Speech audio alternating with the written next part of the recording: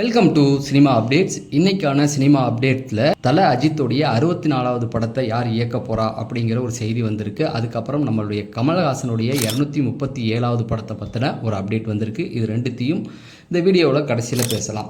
First நம்ம எந்த விஷயம் பேச போகிறோம் அப்படின்னு பார்த்தீங்கன்னா, நம்முடைய சசிகுமார் ரொம்ப பேருக்கு ஞாபகம் இருக்குன்னு நினைக்கிறேன். ஏன்னா இப்போ சரியாக படங்கள் போகிறதில்ல. சசிகுமாரும் விஜய் சேதுபதியும் சேர்ந்து ஒரு படம் பண்ண போகிறாங்களாம். இதை பற்றி நம்ம பேசும்பொழுது இதுக்கு முன்னாடி சுந்தரபாண்டியன் படம் எல்லாருக்கும் ஞாபகம் வரும். ஏன்னா விஜய் சேதுபதிக்கு ஒரு நல்ல அடையாளத்தை கொடுத்த படம் அப்படின்னு சொன்னால் இந்த சுந்தரபாண்டியன் படத்தை சொல்லலாம். ஏன்னா விஜய் சேதுபதி புதுப்பேட்டை படத்தில் வந்து ஒரு நல்ல ரோல் கிடைச்சது. விஜய் சேதுபதியே நிறைய இன்டர்வியூவில் சொல்லியிருக்காரு. ஆனால் அந்த நேரத்தில் விஜய் சேதுபதி யார் அப்படிங்கிறது எல்லாருக்குமே தெரியாது. ஏன்னா தனுஷுடைய பேர் தான் அந்த படத்தில் அதிகமாக பேசப்பட்டுச்சு. இன்னைக்கு விஜய் சேதுபதி வளர்ந்ததுக்கப்புறம் புதுப்பேட்டை படத்தை பற்றி எல்லாருமே பேசலாம். ஆனால் விஜய் சேதுபதினா இவர் தாங்க அப்படின்னு நமக்கு அடையாளப்படுத்தின படம்னா இந்த சுந்தரபாண்டியன் படத்தை சொல்லலாம். அதில் ஒரு நெகட்டிவான ஒரு ரோல் மாதிரி தான் அவர் பண்ணியிருப்பாரு. இப்போ விஜய் சேதுபதி வந்து பாலிவுட் அளவுக்கு பீக்கில் போயிட்டாரு. ஆனால் சசிகுமாரோடைய கிராஃப் அப்படியே இறங்கிருச்சு. சுந்தரபாண்டியன் வரும்பொழுது சசிகுமாரோடைய பேர் வந்து ரொம்ப பீக்கில் இருந்தது. அவருடைய கால்ஷீட் கிடைக்கிறதே அப்போ கஷ்டமாக இருந்தது. அப்படியே இப்போ உல்ட்டாவாக இருக்குது. இப்போ இவங்க ரெண்டு பேரும் இணைகிறாங்க. ஃபஸ்ட்டு நம்ம விஜய் சேதுபதி இப்போ என்னென்ன படம் பண்ணுறாரு அப்படின்னு பார்த்தீங்கன்னா, ஃபஸ்ட்டு ஆறுமுககுமார் அப்படிங்கிற ஒரு டைரக்ஷனருடைய படத்தில் நடிச்சுக்கிட்டு இருக்காரு.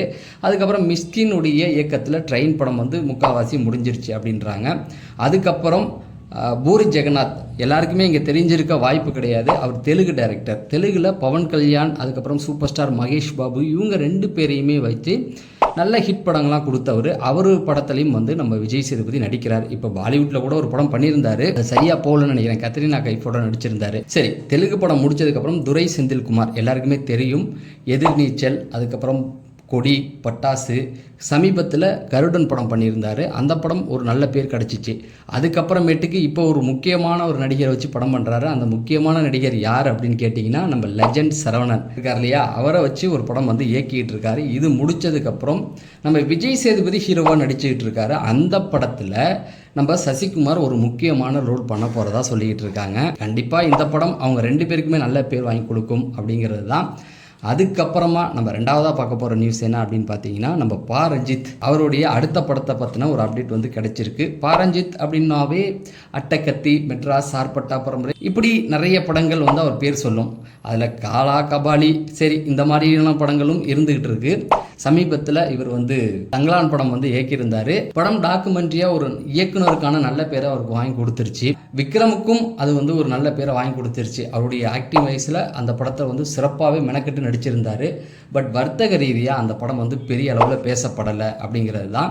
ஆனால் இப்போ அவர் வந்து ஒரு பயோகிராஃபி பண்ண போகிறதா சொல்கிறாங்க. ஏற்கனவே ஒரு டாக்குமெண்ட்ரி, இப்போ பயோகிராஃபின்னாவே அதுவும் டாக்குமெண்ட்ரி மாதிரி தான் போகும்.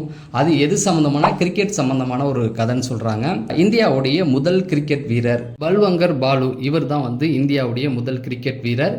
இவருடைய லைஃப்பை தழுவி ஒரு புக்கு வந்து எழுதியிருக்காங்க. அதை பயோகிராஃபி ஒன்று வந்திருக்குது. அந்த கதையை வந்து மையமாக வச்சு ரஞ்சித் வந்து ஒரு படம் பண்ண போகிறாராம். ஏற்கனவே வந்து நான் முதல்ல சொன்ன மாதிரி தங்கலான் படமே வந்து ஒரு டாக்குமெண்ட்ரி மாதிரி போனதுனால தான் வசூல் ரீதியாக எடுக்க முடியல. ஆடியன்ஸும் கொஞ்சம் போர் அடிச்சிருச்சு.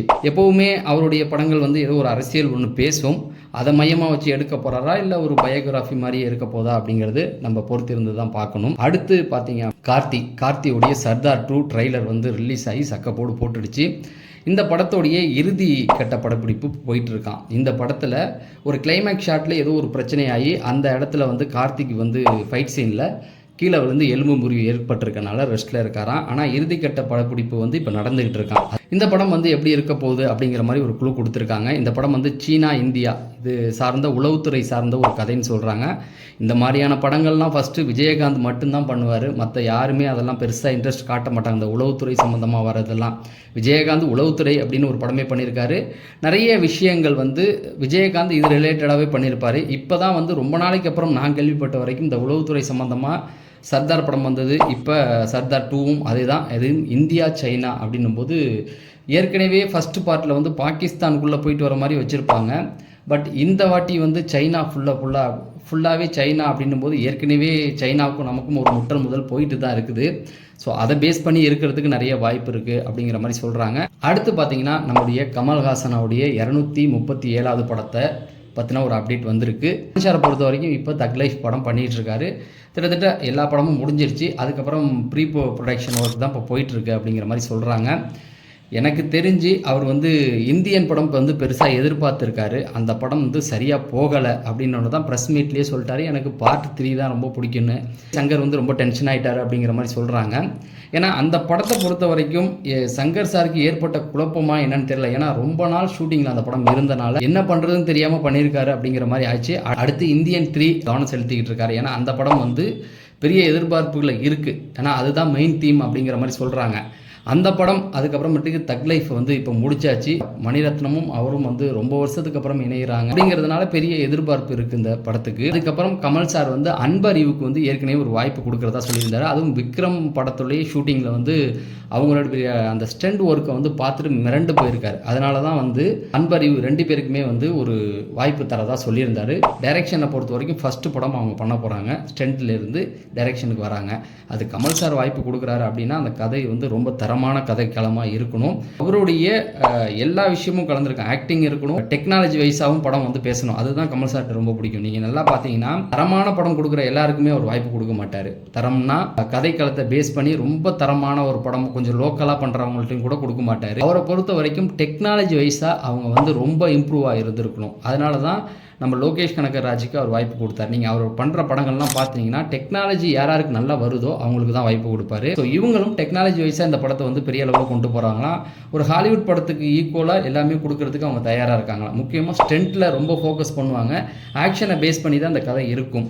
ஏன்னா இது எப்படி இருக்கும் அப்படின்னு பார்த்தீங்கன்னா ஜான் விக்ஸ் இந்த படங்கள் நம்ம ஹாலிவுட்டில் பார்த்து கொண்டாடி இருக்கோம் இல்லையா, அந்த ரேஞ்சுக்கு இது இருக்கும் அப்படிங்கிற மாதிரி சொல்கிறாங்க. அதனால தான் அவருக்கு வாய்ப்பு கொடுத்துருக்காரு. கூடி சீக்கிரம் இந்த படத்தை பற்றின அப்டேட் வெளிவரும். கடைசியாக நம்ம ஏகே இப்போ குட் பை டாக்லி சக்க போட்டுக்கிட்டு இருக்கு. எல்லாருமே விடாமுயற்சி ஃப்ளாப்புக்கு அப்புறம் என்னடா இப்படி ஆயிடுச்சுன்னு நினைக்கும் போது தான் இந்த படம் வந்து எப்படியும் ஒரு 500 கோடியாவது தாண்டும் அப்படிங்கிற ஒரு எதிர்பார்ப்பில் இருக்குது. சொல்லக்கூடாது ஒரு ஃபேன் பாய் சம்பவமாக எல்லாரையும் கதைக்குள்ளே ஒன்றும் இல்லை அப்படின்னாலும் அந்த பழைய படத்தோடைய ரெஃபரன்ஸு எல்லாத்தையுமே கொண்டு வந்துட்டார். ப்ளஸ் எங்கெல்லாம் போர் அடிக்கிற மாதிரி இருக்கோ அங்கெல்லாம் வந்து அந்த பழைய படத்தோடைய ரெஃபரன்ஸே வந்து ஹைப்பை ஏற்றி விட்டுட்டு போகுது. அதை தாண்டி ஆக்ஷன் எல்லாமே வந்து ஓரளவுக்கு கமர்ஷியலாகவே கொண்டு வந்து கொடுத்துட்டாரு.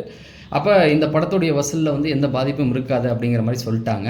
குறைஞ்சது ஒரு 500 கோடியை தாண்டும், அதுதான் அவங்களுடைய நோக்கம். இதை தாண்டி 64வது படத்தை யார் இயக்க போகிறா அப்படிங்கிறது வந்து எல்லாருமே வந்து இவர் தான் பண்ண போகிறாரு அப்படிங்கிற மாதிரி சொன்னாங்க. நம்ம ஆதித்ய ரவிச்சந்திரன் தான் பண்ண போகிறாருன்னு. ஆனால் இப்போ ஒரு நியூஸ் வந்துகிட்டு இருந்துச்சு. இடையில இன்னொரு நியூஸும் வந்தது, பிரசாந்த் நீல் தான் பண்ண போகிறாரு அப்படிங்கிற மாதிரி சொல்லிகிட்டு இருந்தாங்க. இப்போ அதுவும் இல்லையா, 64வது படத்தை பண்ண போகிறது நம்ம கார்த்திக் சுப்புராஜ் அப்படிங்கிற மாதிரி செய்திகள் வந்துக்கிட்டு இருக்குது. ஏன்னா கார்த்திக் சுப்புராஜ் வந்து ஒரு எப்படி சொல்கிறது, கமர்ஷியலில் தாண்டி கதைக்கு முக்கியத்துவம் கொடுத்து ஆக்ஷனை பேஸ் பண்ணி ஒரு படம் பண்ணுவார். அதுவும் அஜித்துக்கு அது செட் ஆகிற மாதிரியான விஷயம்தான். கார்த்திக் சுப்புராஜை பார்த்தீங்கன்னா அஜித்துக்கு செட் ஆவார்.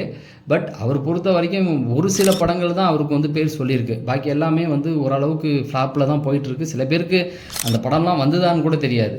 அந்த மாதிரி தான். ஏன்னா இப்போ அஜித் சார் வந்து இவருக்கு வாய்ப்பு கொடுக்கறது அப்படின்றது கன்ஃபார்ம் ஆகிடுச்சுன்றாங்க. இப்போ தலை அஜித் வந்து ரேஸில் தான் இருக்காராம். இவ்வளோ பெரிய ஹிட் கொடுத்துட்டு ஒரு சின்ன ஆர்ப்பாட்டம் கூட இல்லாமல் ரேஸில் போய் கலந்துருக்காரு அப்படிங்கிற மாதிரி சொல்லிட்டு இருக்காங்க. தொடர்ந்து இது சம்பந்தமான அப்டேட்டுகள் வந்து நம்ம கொடுப்போம். சினிமா சார்ந்த அப்டேட்டுகள் தெரிஞ்சுக்க நீங்கள் நம்ம சேனலை சப்ஸ்கிரைப் பண்ணுங்கள் அப்படின்னு சொல்லி நான் விடைபெறேன். நன்றி, வணக்கம்.